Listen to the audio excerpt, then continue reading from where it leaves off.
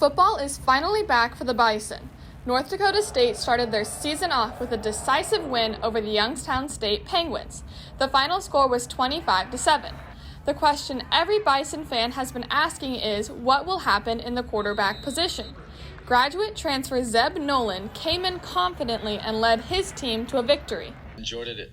Get in the huddle and call the first play and you just smile and you take it all in. I know when you play in the Fargo Dome, you get the smell of the almonds and pecans when you come running out of the tunnel, and just the small things that, I didn't take for granted. I soaked it all up, and it was good to have enough fans there to have a good crowd, and I'm just happy to be here. Only allowing 7 points is an impressive feat for a defense. The Bison held the Penguins to a mere 171 total yards. Junior linebacker Jackson Henke alone had 14 total tackles. The defense combined had 1 sack and 7 tackles for loss. An offense is only as good as its defense, and the Bison were solid on both sides of the ball. The defensive line in general had a really, really good game today. If you guys noticed, I don't know how long it took for Youngstown State to pass the football. They had a lot of run plays consecutively to start the game, and I don't know how many defensive TFLs we had from our D-line, but those guys did a really, really, really tremendous job up front. The strength of the offense was definitely the run game. 2 key players were running backs Kobe Johnson and Jalen Bussey, who scored 1 and 2 touchdowns respectively. Johnson rushed for almost half of the team's total rushing yards.